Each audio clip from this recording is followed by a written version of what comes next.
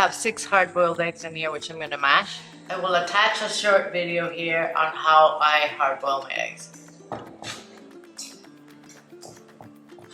I'm going to add 3 tablespoons of plain yogurt and a tablespoon of Dijon mustard. You can use plain yellow mustard if you want. I'm going to squeeze a little bit of lime juice in here. You can use lemon. Let's call it half a teaspoon. I'm going to very finely chop some scallion green. Add that. You could also use parsley or dill if you want it.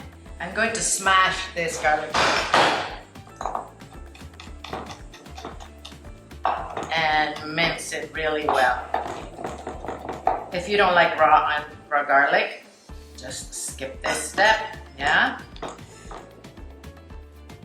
Just add it in there. And finally, I have 2 teaspoons of capers, which I'm also gonna finely chop.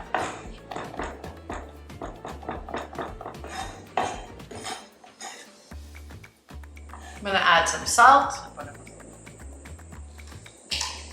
and pepper.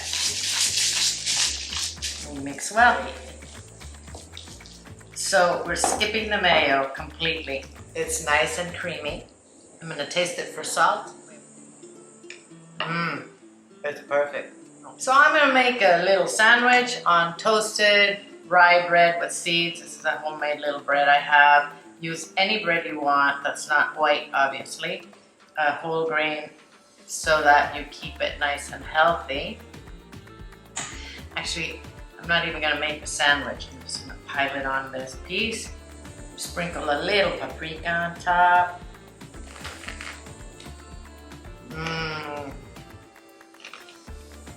This is beautiful. It's very, very tasty. If you wanted to keep this keto, you could eat it on lettuce or just scoop that inside a salad. It's very, very good. Thank you for watching. I'm gonna see you soon.